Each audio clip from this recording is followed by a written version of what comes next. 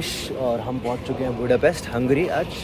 और अभी हम बैठ रहे हैं ट्रेन में। ऑलरेडी हम लोग यहाँ पे काफ़ी अच्छे पब्लिक वॉशरूम्स हैं, आप जाके पे करके आप जा सकते हो, फ्रेश हो सकते हो, सब कुछ कर सकते हो। तो हम बस से उतरे, वहाँ हमने यूज़ किया, फ्रेश हुए, now we are on the way to this city. चले यहाँ हम रुकेंगे। ये रहे, हमने इसके ये पैसे दिए हैं टोटल 13 यूरो।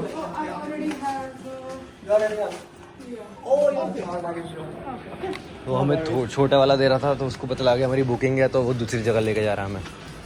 चलो भाई वहाँ पे स्टोर कर देते हैं सामान को और फिर हम अपनी स्टार्ट करेंगे जर्नी बुडापेस्ट की। यहाँ से देखो स्टार्ट हो गया, थोड़ा सा लुक देनी आ गई है, स्टार्ट कर दिए इन लोगों ने। हॉस्टल भी काफ़ी अच्छा है बट हम यहाँ रुक नहीं रहे हैं, हमारा है नेक्स्ट वेटसेल वैली। आ गए भाई प्रॉपर टूरिस्ट मोड पे। सामान हमने रख दिया है, स्टोर कर दिया है पीछे वहाँ पे। और अब हम जा रहे हैं मेन सिटी हॉल की तरफ, लेकिन उससे पहले हम कुछ खाएंगे, भूख लग रही है यार। बहुत लंबी जर्नी करी है हमने, 6-6.5 घंटे बैठ के बस में आए हैं। उससे पहले चल रहे हैं, उसके बाद भी चल रहे हैं, तब से चल ही रहे हैं तो जाते हैं, कुछ खाते हैं और उसके बाद साइट सीइंग स्टार्ट करते हैं। यहाँ पे क्या है क्या नहीं। साइट सीइंग तो यहीं से स्टार्ट हो गई। रुको भाई दिखाता हूँ। No, this is another beautiful place. Welcome to Budapest guys. तो भाई दिस इज ऑल बुडापेस्ट। अभी मैं आपको थोड़ी देर में यहाँ की करेंसी बताता हूँ।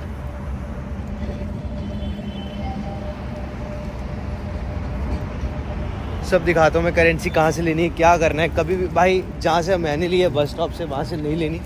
मैंने तो उसको पकड़ लिया बट कुछ हो नहीं पाया, उसने मुझे कम दिया है। काव्या ने ली थी वहाँ से करेंसी एटीएम से, उसको फिर अच्छा रेट मिला है, मुझे तो और कम मिला है। एटीएम से मैं सजेस्ट नहीं करूँगा, मत लो। बाहर आके जो यहाँ पे फॉरेन एक्सचेंज लोकल है उनसे आप एक्सचेंज करा सकते हो करेंसी। एटीएम से बेटर रेट है बट वहाँ पे नहीं जहाँ से हमने कराया, बस स्टैंड से या एयरपोर्ट से कभी मत कराना।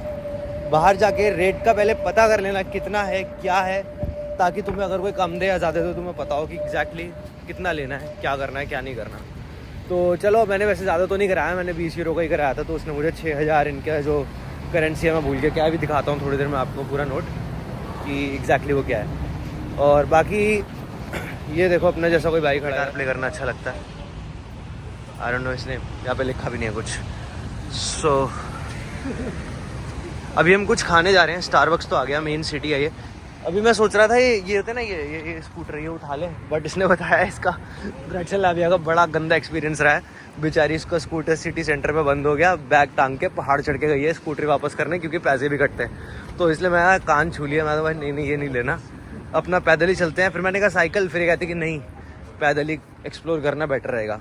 वैसे हमने अभी वॉकिंग टूर बुक कर रखा है, तो वो वॉकिंग टूर पे हम जाएंगे तो हमें काफ़ी कुछ एग्जैक्टली वो लोग बता देंगे। हमने कहा चलो देखो, अनप्लान ट्रैवल का भी अपना मज़ा है, प्लान करके तो हर कोई आता ही है ऑफ कोर्स। तो हमने कहा जहाँ जहाँ हमें किस्मत और सड़क लेके जाती है वहाँ हम जाएंगे।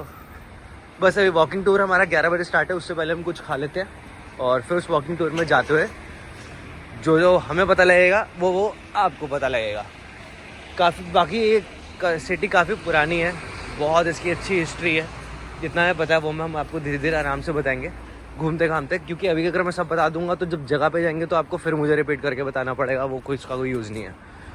तो I am going to pause a bit, थोड़ा सा कुछ खाते हैं पीते हैं और उसके बाद अपनी जर्नी को बुडापेस्ट की कंटिन्यू करते हैं।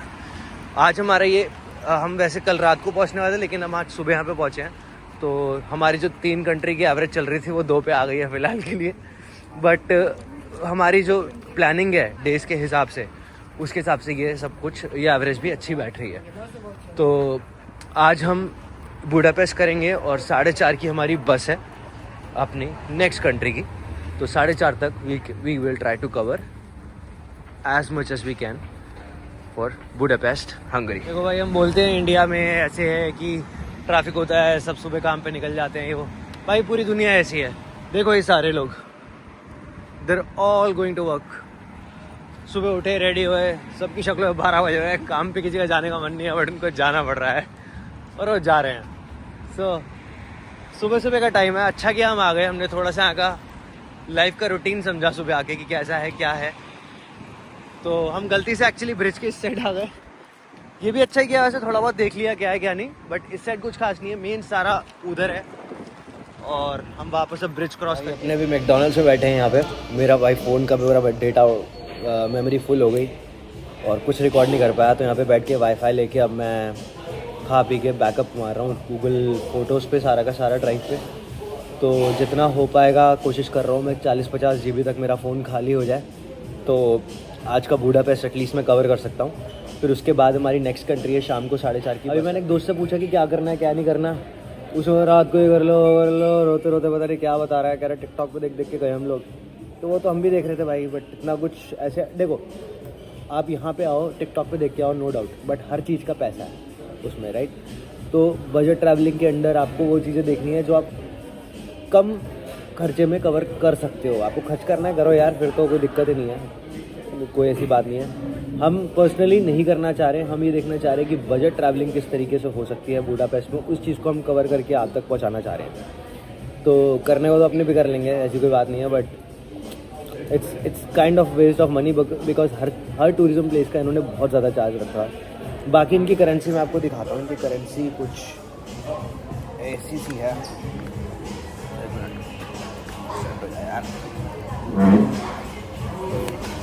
ये देखो, इसको बोलते हैं फोरेंट, एज ए फोरेंट। ये मैंने कराया था, आप खुद ही हिसाब लगा लो, अब मैंने 20 यूरो के मेरे को मिले 5,000 6,000 60,000 7,000 फोरेंट। और मतलब यहाँ पे इतना भी वैसे खर्चा नहीं है, तो नॉर्मल थी 300 कुछ की 400 कुछ का भी हमने मैकडोनल्ड्स में खाना खाया, हमारा टोटल बिल आया 700 फोरेंट करके। नहीं 3,500 साढ़े 3,000 फोरेंट आया देखा। हाँ 3,300 फोरेंट ये रहा बिल मैकडोनल्ड्स का। 8 यूरो 7 यूरो के आसपास हो गया इसका हिसाब। तो इतना कॉस्टली नहीं है, इट्स गुड, कोई प्रॉब्लम नहीं है। बट अगेन बजट ट्रैवलिंग करनी है तो खाना पीना तो चलो करोगे, उसमें तो कोई बजट नहीं देखता इतना खैर। बट मैं यही सजेस्ट करूँगा कि टूर लेना है तो बस का टूर ले लो। रात को एक लाइटिंग टूर होता है यहाँ पे, वो कर सकते हो और उसमें काफ़ी कुछ आपका कवर हो जाएगा कम बजट के अंदर। हम तो वो भी नहीं कर रहे हैं, हमने तो वॉकिंग टूर लिया है, उसमें सब कुछ कवर करेंगे। और अगर कोई ऐसी चीज़ लगी हमें कि नहीं यार ये करनी मस्ट है, ज़रूरी है, अब यहाँ है ये करेंगे, तो 100% वो हम कवर ज़रूर करेंगे। But we will explore. ये आ गए हम इनके नॉर्मल स्क्वायर पे, जो मेन स्क्वायर है इनका। यहाँ पे सारे ब्रांड्स है, पीछे H&M है, हार्ड रॉक कैफ़े ये रहा, इधर CNA पूल्स एंड बियर। हम लोग बेसिकली अभी मेरे को यार थोड़ी सी ठंड लगने लग गई है, मैंने जैकेट उसी में छोड़ दी, बट अच्छा ही किया बिकॉज हम सूवेनियर शॉप पे जा रहे हैं और वहाँ से सोच रहे हैं कोई यहीं की हुडी वगैरह कुछ ऐसे ले ले, तो यहाँ की याद भी रह जाएगी और अभी का काम भी हो जाएगा। बट अभी हम एक जगह पे गए थे, वहाँ पे 14,000 की बता रहे थे हमें, which is almost equal to 35 Euros.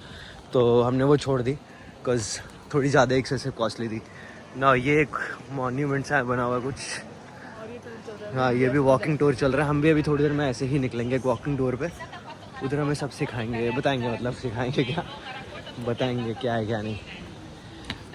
Half price देखना इधर, हाफ प्राइस पे क्या है ये चेक करते हैं।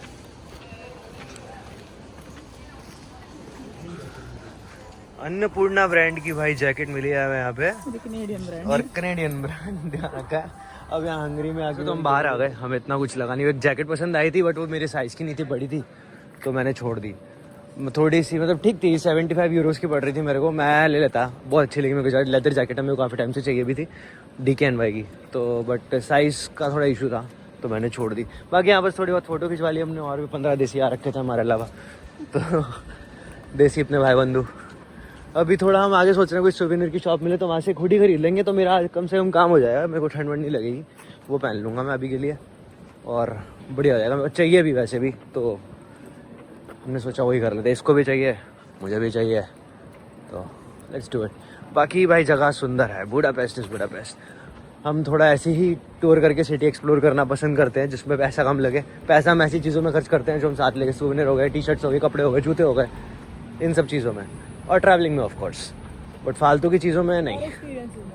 एग्जैक्टली, स्काई डाइविंग करा लो, स्कूबा करा लो, हमारे से पैरासेलिंग करा लो, कुछ भी करा लो, पहाड़ चढ़वा लो, हम दे देंगे पैसे, कुछ ही दे देंगे, कोई दिक्कत नहीं है। बट ऐसे नहीं है बस एक मॉन्यूमेंट के अंदर जाके देखने के पैसे, या कहीं अंदर म्यूजियम में जाने के पैसे, या बस में बैठने, मेरे को वो सब नहीं पसंद हम लोगों को, तो इसलिए हम लोगों ने वो कर दिया। तो भाई म्यूजियम की बात कर रहे थे, आगे मैडम टुसाड म्यूजियम, अंदर सारे वैक्स स्टैचूज हैं इधर उधर सब लोगों के, but again as we said हम पैसे नहीं देंगे म्यूजियम में जाने के, तो इसलिए हम नहीं जा रहे। हम जा रहे हैं नो एंट्री में पैदल। मैंने ले लिया है सुवेनियर, ऐसा दिखता है। और एक हुडी लिया मैंने, हुडी कुछ टाइम हो गया हमारे ऐसी दिखती है, इसके पीछे बुडापेस्ट ऐसे लिखा हुआ है। तो टोटल मिला के मेरे को दोनों चीज़ें 30 यूरो की पड़ गई। काव्या अंदर हो जा यार, तू कहाँ बाहर आ गई, अंदर से जाना चाहिए था। तो टोटल 30 यूरो की मेरे को दोनों चीज़ें मिला के पड़ गई। तो मैं कहा चलो ठीक है, it's not a bad deal, और मैंने ये ले लिया। अब हम जा रहे हैं अपने वॉकिंग टूर के लिए। और अरे भाई मर गए, काव्या मारेगी मेरे को। चल, मैराथन चल रही है बुड्ढों की यहाँ पे, ओल्ड एज पीपल से, जो सीनियर सिटीजन्स की मैराथन। अभी ये एक में टकराने वाली थी, वो तो खुश हो गए अंकल एकदम। तो फिर मैं भी हंस दिया, वो भी हंस दिए, ये भी हंस दिया, और अपने अपने रास्ते चले गए। ये और सुवेनियर की शॉप है। और क्या लेना है? हुडी लेनी है, देख ले। तो चल फिर आगे। भाई वो देखो, वो जायंट व्हील यहाँ पे भी है। Again this is not an adventure, so हम लोग पैसे नहीं फूकेंगे इस पर। वही ना। तो अब तो ये नॉर्मल मार्केट है, रोड है। अभी हम आगे बस अपने ग्रुप से मिलने वाले हैं, और उनके साथ हम आगे जाएंगे अपने वॉकिंग। ये हम आ गए हैं कैथीड्रल पे। यहाँ पे हमने अपने वॉकिंग टूर गाइड से मिलना है। और ये यहाँ पे कुछ बना रहा है, किंगस्टोक कैलक्स, कुछ बहुत टेम्पटिंग सा लग रहा है। ट्राई करना।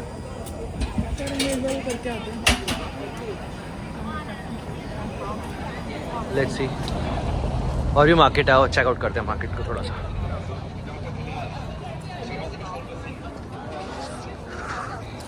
अजीब फैंक, ये कुछ कैंडीज हैं यहाँ की जो मिल रही हैं यहाँ पे हमें।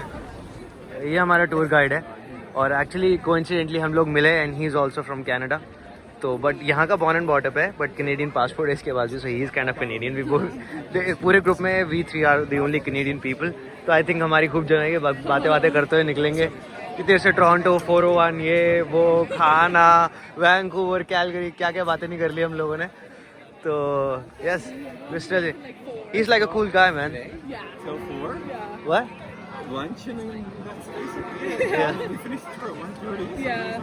So We ate till 4 and then we were going back to Slovakia. Bratislava. Bratislava. Train. A train. By bus. By bus. Yeah. We came from. We just came this morning from. You don't mind if I'm shooting, right? No, cool. तो guys, ये है अपना tour guide. नाम क्या बताते हैं? Robert, right? His name's Robert. तो बस अभी इसके साथ घूमते हैं, फिरते हैं, शहर देखते हैं, मज़े करते हैं। भाई के 2 बच्चे हैं, 32 साल का है, मैं भी 32 साल का हूँ, शर्म आनी चाहिए मुझे। अपने सिंगल है, हम अभी सिंगल है, ट्रिप मार रहे, घूम रहे, फिर रहे। वो भाई शादी वादी करके 2 बच्चे करके बैठा, बताओ। वो घुमा रहे लोगों को।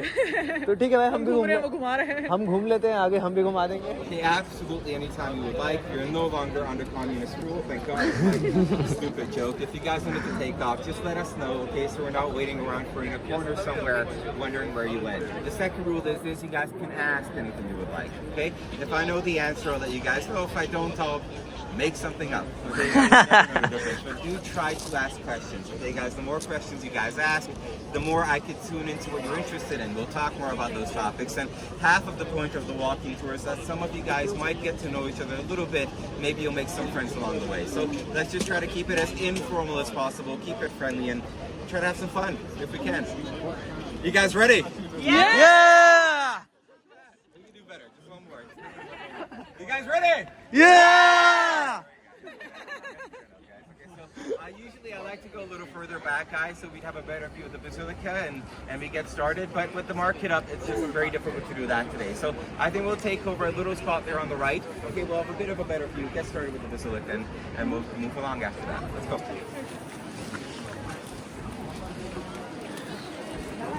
So guys, बस मैं ये बता रहा था कि क्या होगा आज टूर में। वो कह रहे जितने क्वेश्चंस पूछने हैं पूछो, जो फ्रेंड्स बना सकते हो फ्रेंड्स बनाओ, इसको इनफॉर्मल रखो, और वो अपने बारे में बता रहा था कि वो कैनेडियन है, हाफ हंगेरियन, और 6 साल से यहाँ रह रहा है।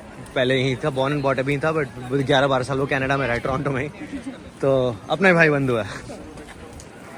In 896, when 7 pagan tribes had settled here.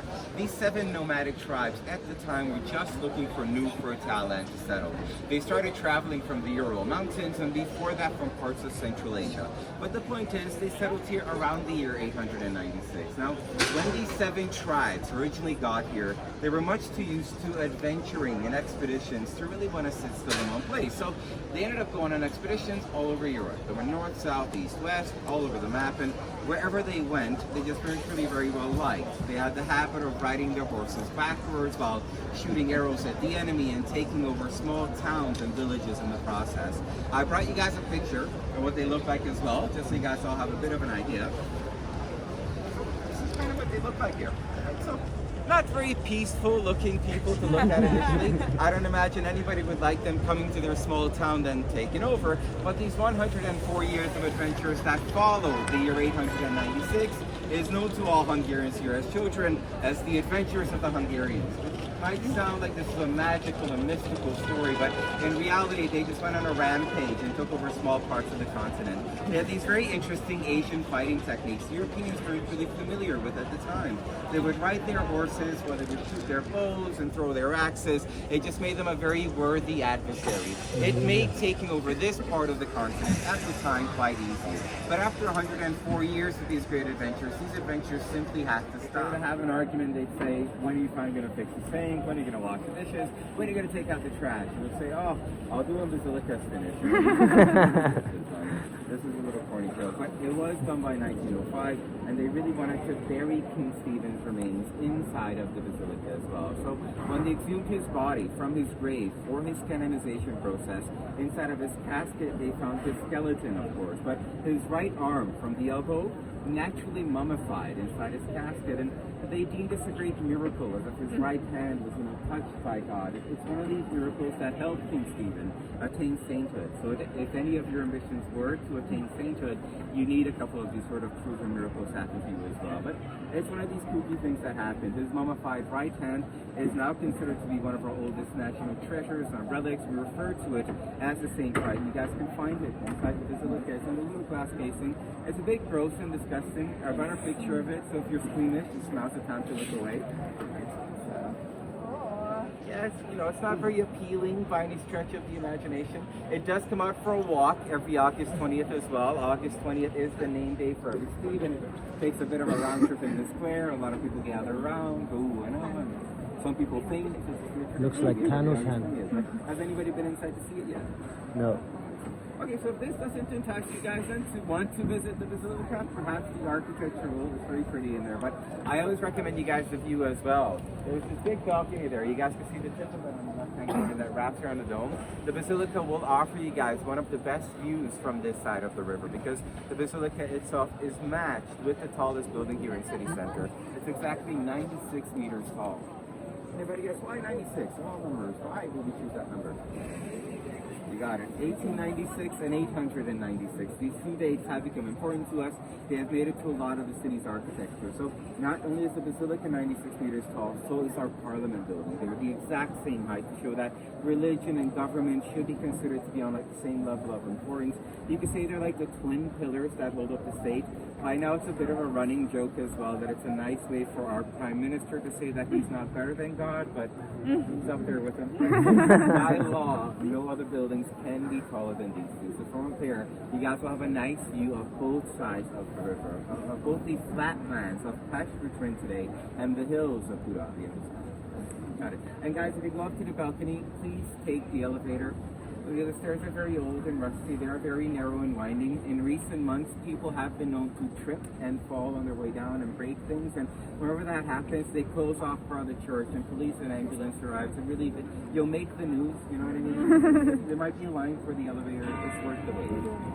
Yeah, this is great. But genre statues are just put up to make the city a little more lively and inviting, a little more beautiful. And for this reason, a lot of the artists in the city do hate them because they feel like Budapest isn't the playground that we should be putting up meaningless works. I personally love them. I hope you agree. You're going to bump into a few of them in this city. The legend behind this statue is that Uncle Carl was your very typical 1920s police officer. He was in charge of protecting this district. So we're in the financial district of Budapest today. Okay, this is the 5th district. And if you guys have a look around, you'll find plenty of beautiful restaurants on these streets. Uncle Carl would make sure these restaurants remain unharassed and undisturbed. And for his services, these restaurants would gift him with a little bit of food, right? Some mangoes, some chicken paprika, some goulash soup. Have you guys tried traditional Hungarian food yet? I'll bet you guys have, but once you see it, it's hard to unsee. Do you guys want to say it or should I? It's the horse's balls. The horse's balls. People are just using his legs to climb up, but the horse's balls are very shiny in the statue. The man riding this horse is Hadi Kondrash. He was a great admiral. He fought in the 7-Year War. But since the 70s, he's become very popular with students. So it is said if you go up there and rub the horse's balls before your exams, you would pass all your exams. This is something my father and my uncles used to do. I did it when I went to... It worked for me, if anybody wants to go out there for some luck. Touch his balls? Have you guys ever heard of the 4-leaf clover before? Yeah, the 4-leaf clover, for anybody who hasn't, is a very lucky clover, but in reality, it's like impossible to find. You got to find a lot of the Irish flags and pubs that have this clover, right? And the 4-leaf clover in Hungarian is simply named Lohara, which literally translates to the horse's balls. So students in the 70s decided it was easier to find this horse's balls than that horse's balls, and thought it would bring them a bit of luck. So he's up in the castle. I'll point him out when we get to the river if anybody wants to go up there for a shine, but I do get videos sent to me every other day of people climbing up there to do that. It's always sort of very nice and joyous, but I thought you guys might enjoy something very light before we get into something very heavy. Okay, so we're going to go to Liberty Square at the end of the street and talk about the two World War sites. Right? What is it called again? The name, the other, how is The horse's balls? Yeah. The statue of Hadi Kondrash. I've marked it on the list. Okay. I'll point it out when we get to the river. Okay. तो भाई वो बता रहा था कि अगर तुम horses के उसके बॉल्स को टच करते हो तो तुम एग्जाम में पास होते हो. भाई मेरा एग्जाम है नहीं, ना मुझे देना ना मुझे टच करने. ऐसे ही न्यूयॉर्क में बुल जो लगी हुई है, लोग उसके नीचे बैठ के उसके बॉल्स टच करके आते हैं, वो कहते हैं गुड लक है. भाई कहाँ गुड लक यार, मतलब दिस इज सिक. तो ये बता रहा था, और यहाँ पे ना गटर के ढक्कन है गोल गोल, और उस पर ना स्टार्स बने हुए हैं. तो स्ट्रीट पे जहाँ पे हम खड़े थे उसको बोलते हैं the street of wine. Basically वो हॉलीवुड वॉक ऑफ फेम के लिए बनाई गई थी, बट ये यहाँ पे वाइन अच्छी बनाते हैं तो वो स्टार्स इनके लिए उसका मतलब है कि वाइन स्टार्स या ऐसा कुछ. नहीं, जो अच्छी वाइन होती है उसको स्टार मिलते हैं. स्टार मिलते हैं. वो नहीं मिलते. ओके. वैसे वाइन को दे रखे हैं कि ये वाली वाइन को स्टार मिला है. इसलिए फायदा है, दो लोगों को साथ घूमना है, किसी को समझना है दूसरे को आ जाए तो ये है.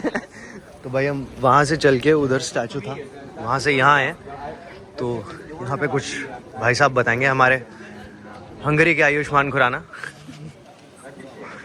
लगता है ना, थोड़ा थोड़ा ध्यान से देखना है. देखो You guys okay?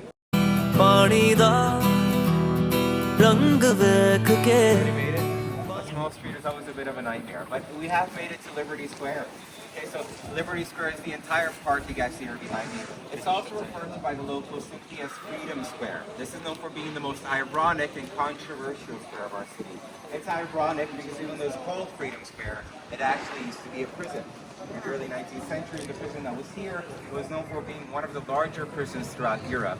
But around the time when they were constructing our Parliament building, which is very close to here, I don't think they thought it was such a good idea to have a prison right next to Parliament, especially considering this prison was known for housing some of the bad politicians. So they ended up tearing the prison down, they turned it into a park and renamed it Freedom Square or Liberty Square. The extra little fun fact I know is that underneath this square there is a giant atomic bunker that's connected to our Parliament building. So if there is ever a chance of a strike, our politicians are most likely to listen. Top on the monument, you guys can see an eagle, right? Underneath the eagle, there is some writing. The writing translates to, in memory of the victims of the German occupation, and it depicts the Archangel Gabriel on the bottom, the Hungarian guardian angel holding the apple of Hungary. Both Gabriel and the apple are meant to represent the innocent Hungarian Christian land and its people. Then up top you have the much more modern and quite menacing looking German Nazi eagle coming down to swoop the apple out of Gabriel's hand. Right, so you guys can see the controversy, right? This monument depicts a lie. This is absolutely a rewrite of our history. This is our government's way of saying, Oh, it wasn't us who exterminated the Jews and the Gypsies in this country. It was the invading and occupying German army.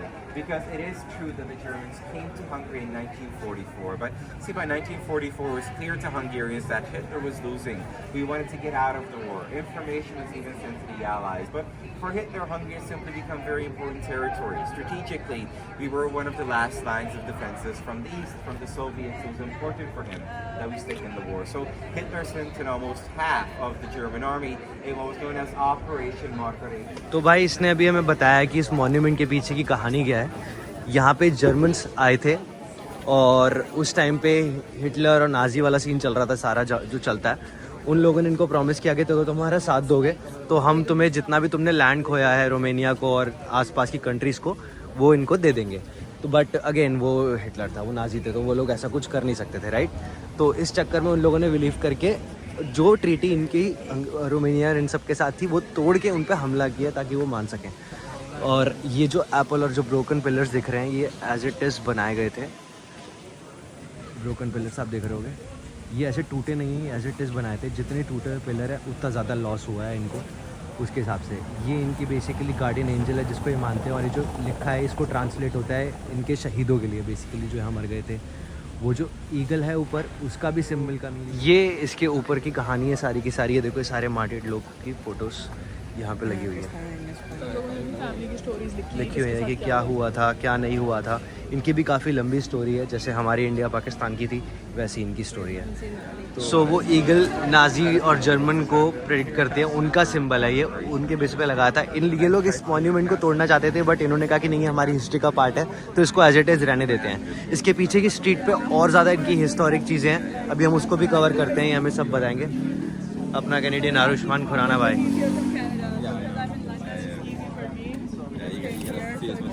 या man absolutely. तो भाई मैं इसको बता रहा था कि actor की तरह लगता है आयुष्मान खुराना, उसको तो जानता नहीं है तो कह रहा नहीं आयुष्मान खुराना ज़्यादा से ज़्यादा स्मार्ट है, मैं इतना नहीं हूँ।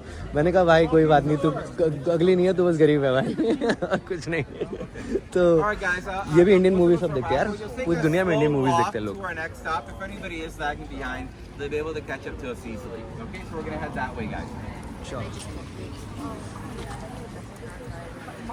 तो ये वही स्ट्रीट है जिसके बारे में बता रहा था हमें। इसके ऊपर यहाँ पीछे भी जाके और काफ़ी इसके बारे में हिस्ट्री है, कुछ लिखा भी था तो वो मैंने आपको दिखाया था।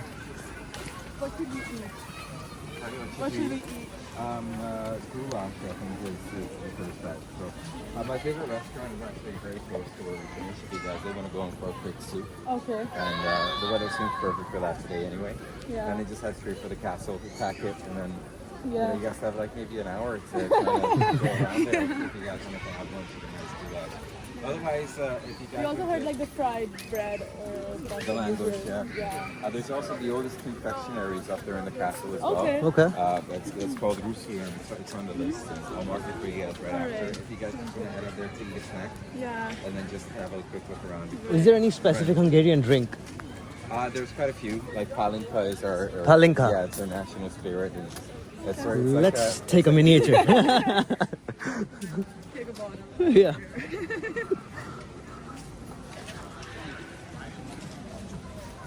सो इस सिटी में ये बता रहा है कि मॉन्यूमेंट्स ही मॉन्यूमेंट्स हैं, भरे पड़े हैं, जहाँ जाओगे मॉन्यूमेंट्स है। इनकी कहावत है अगर तुम कहीं से भी कहीं भी पत्थर फेंकोगे तो जाके किसी ना किसी मॉन्यूमेंट को हिट करेगा। तो बहुत सारे स्लैंग्स हैं, जैसे हमारे इंडिया में अलग अलग स्लैंग्स हैं। फॉर एग्जांपल बहुत सारे हैं, क्या वो गई भैंस पानी में, जैसे वो गिरा था हमारा भाई उधर और बहुत सारे हैं, राइट। तो वैसे इनके भी हैं। तो ये क्या, अगर जैसे कोई लेट हो रहा है किसी काम पे तो जो पीछे कैथीड्रल था ना उसके ऊपर जो डोम है वो उसको बनने में बहुत टाइम लगा था। तो अगर ये बोलते हैं बर्तन कब साफ़ होंगे या कुछ, तो बोलते जब वो बन जाएगा तो मैं बर्तन धो दूँगा। ऐसे इनके जोक्स बने हुए हैं। सो एक और ये मॉन्यूमेंट है जिसके बारे में भी हम और सुनेंगे क्या है क्या नहीं। So let's share this guy now. Parliament? No. You'll know a parliament when you see a pretty building. Yeah. We're going to talk It about is. the building behind you, of course, guys. But To be honest with you guys, this building doesn't have a very interesting history, so I'm not going to bore you guys with it much. This building is much more interesting presently. Historically, this used to be our old stock exchange. We're in the heart of the financial district here in Liberty Square. Most of the buildings around this square are offices for banks. You find a national bank very nearby and the National Treasury as well. So the stock exchange was a great and thriving place until, of course, the Great Depression, when the stock markets crashed and this building became abandoned shortly after that. It soon became the headquarters for national television until 2009, when a Canadian investor bought this building. He's still part owner of it today. At the time he bought it, he had every intention of turning this building into condos and luxury apartments. If you guys take a closer look, you'll see how well that's going. In the end, what it ended up turning into is a great place to shoot movies. So we have a lot of great film studios here in Hungary. Hollywood loves to shoot here as well. For many reasons, it is very cheap for them to shoot here. Hollywood studios get an excellent tax break when they come around as well. But more importantly, it is the architecture of the city. It will remind you guys a lot of other major cities throughout. Do you know of any very famous Hungarian inventions? No matter what? Very quiet there. No? Is there around the time you guys scream about goulash and chicken paprika? Kind of thing? I know you guys know at least of one. Very famous. I'm thinking of a puzzle. The Rubik's Cube, you guys got it. So in Israel, it's called the Hungarian Cube. A lot of Eastern Europeans call it that as well. But you guys know it as the Rubik's Cube because it was invented by a funny little man named Ernő Rubik, who was a mathematician and professor. He was also an architect and a sculptor in his spare time. He said he invented the cube because he wanted to show his students the mathematical probabilities and possibilities that can go into it. So this cube holds 43 quintillion combinations. You guys know what that is? A lot is the correct answer. That's Infinite. Right. It's 43 with 18 zeros behind it, so it is quite a bit. But the world record for solving this cube is now 3.13 seconds. It is said you can solve this cube in a maximum of 20 steps from any combination of the cube if you know how. So I thought I'd challenge one of you guys today. If anybody would like to, you have an hour and a half to get it done. For anybody who does get it done, I'll have a prize for them at the end of it. Anybody want to go for it? Nah, I know I can't. I do prepare for these kind of situations from time to time when everybody gets a bit shy. How about this? Anybody want to? So you guys change your mind. You're just teasing us now. Which one? Small one or big one? The small one is harder. It is harder to solve. You want the big one? Yeah. The smaller is hard because you have to break every side to solve the other quite often. And that one. I'll try the small one, you know. Okay, yeah, I'll try the small one. Okay. Any other inventions come to mind yet? There you go. It's solved. Maybe a little more time. I'll lie to everybody. Some more time. But the safety match is a Hungarian invention. The ballpoint pen, the biro pen, was invented by Biro László. Color television, the electric train, the soda siphon. Vitamin C was first discovered and distilled by Hungarians from paprika. Another great use for paprika. Nice idea, maybe for a souvenir to take home. The hologram and holograph, Word and Excel.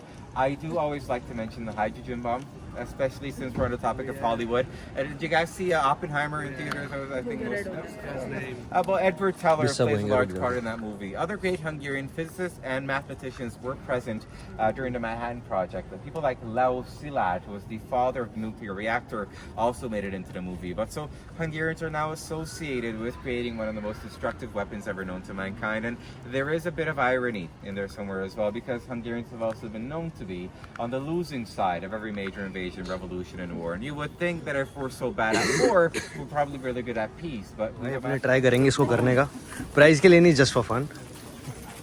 Let's छोटे वाला है, I think हो जाना चाहिए. YouTube पे देखते हैं solve कैसे करते हैं.